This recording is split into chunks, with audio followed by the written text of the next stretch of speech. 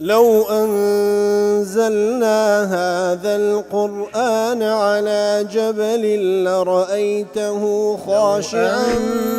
أنزلنا هذا القرآن على جبل لرأيته خاشعا أنزلنا هذا القرآن على جبل لرأيته خاشعا متصدعا من خشية وتلك الأمثال نضربها للناس لعلهم يتفكرون.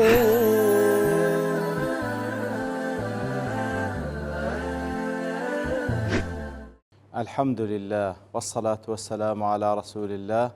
وعلى آله وصحبه ومن والاه. السلام عليكم ورحمة الله. بەڕێزان خۆشحاڵم لەوانەی 1419 لە وانەکانی تەفسیر قورئانی پیرۆزبێمەوە خزمەتتان بەمەبەستی ڕەزامەندی رب العالمین و هیوادارم ئێوەی ئازیز سوودی لێ وەربگرن. أعوذ بالله من الشيطان الرجيم. بسم الله الرحمن الرحيم. ونبئهم عن ضيف إبراهيم. بەڕێ خۆشەویستان، لەو ئاەتەوە ئیتر رب العالمین باس لە ئیبراهیم دەکا عليه الصلاة والسلام لە چەند ئاەتێکدا و دێتە سەرباسی لوط عليه الصلاة والسلام. ئیتر مناسبەی ئەو ئاەتە لەگەڵ ئەوەی پێشووتر وەکو ڕازی دەڵێ أن الله تعالى لما بالغ في تقرير أمر النبوة، كاتك الله تعالى لو سورة دا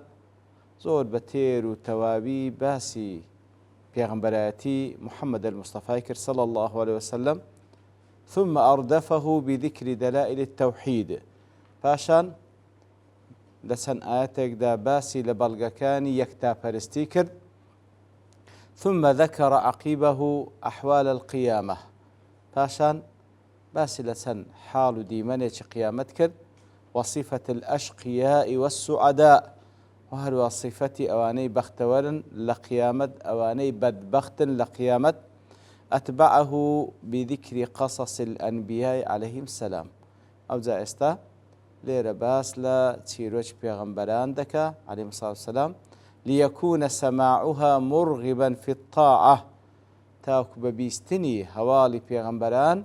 عليهم الصلاة والسلام زياتر هان ما مبدا لبطاعة جورالي أو طاعة جورالي بروتشان دبا الموجبة للفوز بدرجات الأنبياء. لخلال قصي بيغمبران عليه الصلاة والسلام هان ماندا لبو أنزامداني طاعات كوا برو بدسهيناني درجات برزي بهاش بشوين كوتني بيغمبران بي عليه الصلاة والسلام، ومحذرا عن المعصية. وأهل لخلال قصصانا ئاگادار مان دەکاتەوە دەمان ترسێنی لە معصيته وهروها لا عاقبة معصية لاستحقاق دركات الأشقياء. ومعصيته سربيتي كردن فلو باي أشقياء بدبختكان لجهنم بدزديني. فبدأ أولا بقصة إبراهيم عليه السلام. إتلا سرت هذا باز لسيروشي إبراهيم دكا أبو الأنبياء عليه السلام. أبي حيان دلي لما ذكر الله تعالى ما عد للعاصين من النار وللطائعين من الجنة. لات كان بيشوتر باسي لو كركوا لبو سربيتي كاران تسي آما ذكرى لجهنم لبو أواني كوا جورالي فرمان كان الله تعالى ذكر تسي آما ذكرى لبهاشت. ذكر العرب بأحوال من يعرفونه ممن عصى وكذب الرسل. ليردا بتايبتي كيكم كس أواني مخاطب بقرآن في صلى الله عليه وسلم لناو عربان ولزيري عربو إن زادوا أجلبوها مخلشي. يتر بتايبتي عربا كان أو حالتان ببيردين توا مصير تسارنوسي أو كساني كوا عسيان وسربيتيان كردو بيغمبرانيان بدروزاني لنتيجة فحل به عذاب الدنيا قبل عذاب الآخرة. إنزا سزاي دنيا بيشي سزاي آخرة هات سريان ليزدجروا عن كفرهم. لو باسي أو قومان ذكا تاوكو أواني ككافرا بقرين ولو كفري خويان وليعتبروا بما حل بغيرهم. پند و ئامۆژگاری وەربگرن، عیبرەت وەربگرن بو حالتك وبسر غير وان هاد فبدأ بذكر جدهم الأعلى إبراهيم عليه السلام وما جرى لقوم ابن أخيه لوط عليه السلام. يتلا سرت هذا باز إبراهيم دكا عليه الصلاة والسلام كواباب قوري عربة وما جرى لقوم ابن أخيه تي بسر قومي برازاي هات كوا لوط عليه الصلاة والسلام برازاي بو يتركات كوا سربيتي أبيان كر تي بسريان هات. قال ونبئهم عن ضيف إبراهيم أي وأخبر عبادي عن قصة الملائكة. واتيا أي پیغمبر إخوة عليه الصلاة والسلام ببندكان مرابقينه عن ضيف إبراهيم درباري ميوانكان إبراهيم أو ميوانان إبراهيم كملائكة بون كبون ميوان إبراهيم عليه الصلاة والسلام فإن في قصتك عليهم ذلك ما يوجب لهم العبرة. أبروي بالتأكيد لباس كردني أو بابته پندو آموشگاري لوردجيري رازي دلير برسيارك ديتا بيش كيف سماهم ضيفا مع امتناعهم عن الأكل. إيدي وكلاتا كان ليرة ولا سندين زي قايد ككباس كل رب العالمين أوانا كملائكتان إتر كلير دا باسي عندك ميواني إبراهيم عليه الصلاة والسلام إيدي خوان خواردن يان نخوارد لو بيان دفرمي ميوان لولام دادلي بدو وجه جواب دادريتو يكم يان لما ظن إبراهيم أنهم إنما دخلوا عليه لطلب الضيافة جاز تسمية بذلك كواتا بيان دا قتري ميوان نبرو إلى سرطة كهاتنا سرشوي إنسان هاتنا لإبراهيم عليه الصلاة والسلام إتر كبوشي وهاتن وكو ميوان داريك إبراهيم واتيجيش كوا ميوانيشي آسايين هاتينا إتر بوشي وينا من ميوان لوجه دوم أن من يدخل دار الإنسان ويلتجئ إليه يسمى ضيفا وإن لم يأكل كسك بيت لاي كسك لمالي بيت لاي أو بيتا داواي دانشتن لاي أو بكا بيدا قتر ميوان أجر هيتش نخواه. قال إن زادية باسي دكا إذ دخلوا عليه فقالوا سلاما وتأو ميواناني إبراهيم كوا ملائكة بون كاتكواتسون لاي إبراهيم فقالوا سلاما فقالوا له عقب دخولهم لفاشوا يتسون جوري قتيان سلاما أي نسلم عليك سلاما صلاة لذكين بسلام سلام عليكم بويكوا دور بي لهمو آفاتك وشر بلا مصيبتك. إبراهيم عليه الصلاة والسلام دفرمي إذ دخلوا عليه فقالوا سلاما قال إنا منكم وجلون. وتا قال لهم إبراهيم بعد أن رد السلام عليهم طبعا لباشا ويكوا إبراهيم رد السلام أواني داوت جواب دانو إنزا فرمي إنا منكم وجلون أي إنا منكم خائفون. براستي أما لنقو دا ترسين شنقيتي ضلي لا أضواء البيان لم يبين تعالى في هذه الآية الكريمة هل رد إبراهيم عليه السلام على الملائكة أو لا. لو آتدى رب العالمين باسينا كذا إبراهيم جواب السلام أواني داوة يانا مالكو يكسر دا فرموي إنا منكم وجلون. بلام لسورة هود لسورة الذاريات خي قول باسي دكا كوا والله من سلامة كيدانوا لسورة هود فرمي قال سلام فما لبث أن جاء بعجل حنيذ آتي شيصتنو كوان سلام ياكر قال سلام والله مدانو. لسورة الذاريات عين كوان سلام ياكر دفرمي سلام قوم منكرون عين لو اندرش والله سلام كان داتو. وبين أن الوجل المذكور هنا هو الخوف قال إن منكم وجلون وجلون يعني خائفون كاتكوا لسورة هود دفرمي وأوجس منهم خيفة كواتا وجل بريتين لخوف ترسي تشلينيشت وأهلها لسورة الذاريات دفرمي فأوجس منهم خيفة عين ليوندج دفرمي فأوجس منهم خيفة براستي ترسي لينيش لبرامبر أو ميوانانا. وبين أن سبب خوفه هو عدم أكلهم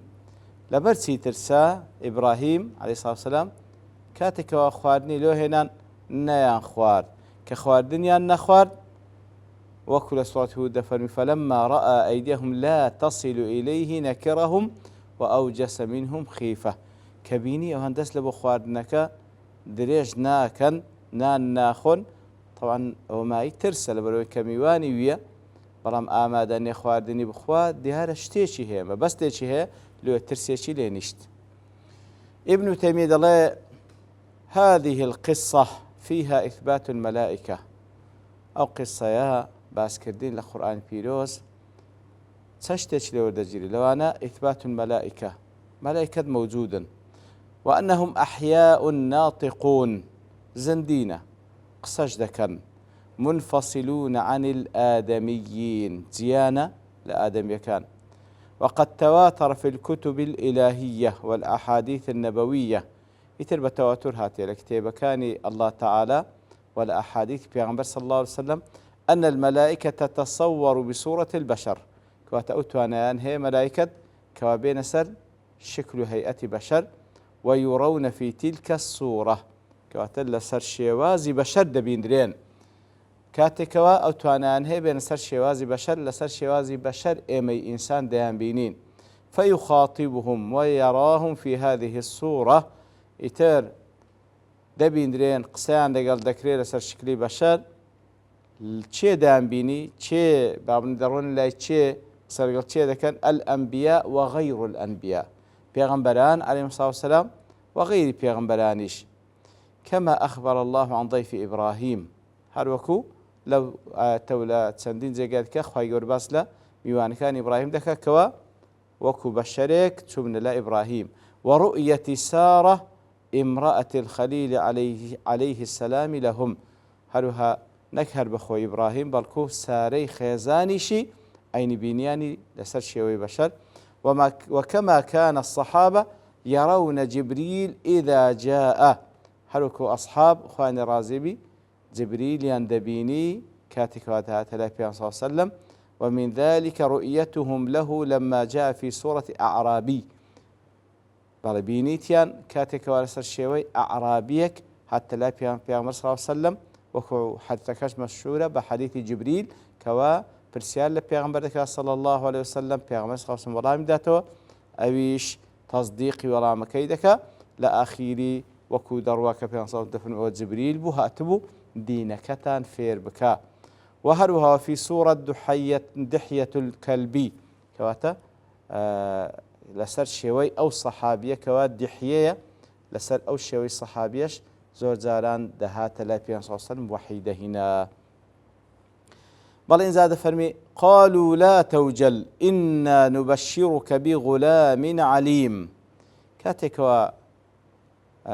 إبراهيم عليه الصلاة والسلام ناشارته لأن دفن قال إنا منكم وجلون ترسين لنقو قالوا لا توجل وتملائكت بإبراهيم دفرمي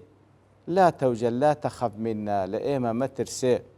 بقاعدة ثم عللوا ذلك بقولهم إن علان هناوة لبرئوي لإيما ما ترسي مؤكدين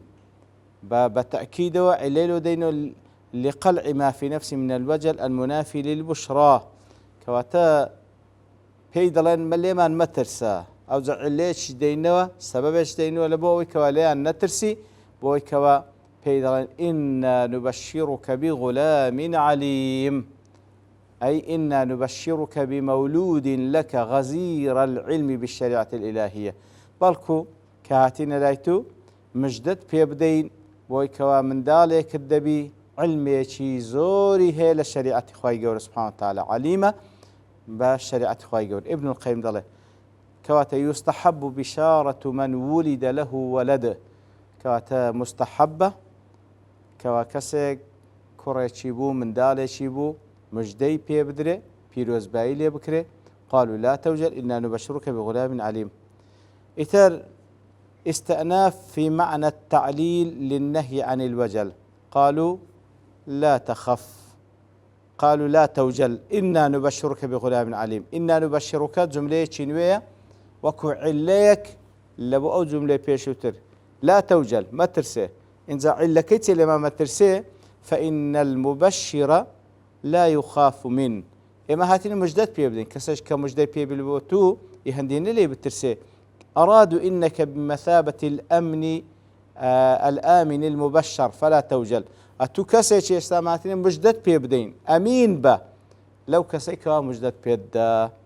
إتر ديار أو حوار وقفتو قوية لانواني بردوام دي برام برتوابوني كات دوستين بپشتواني رب العالمين لواني داتو دين وخزمتي وصلى الله وسلم على نبينا محمد وعلى آله وصحبه أجمعين وآخر دعوانا الحمد لله رب العالمين. لو أنزلنا هذا القرآن على جبل لرأيته خاشعا أنزلنا هذا القرآن على جبل لرأيته خاشعا أنزلنا هذا القرآن على جبل لرأيته خاشعا متصدعا من خشية وتلك الأمثال نضربها للناس لعلهم يتفكرون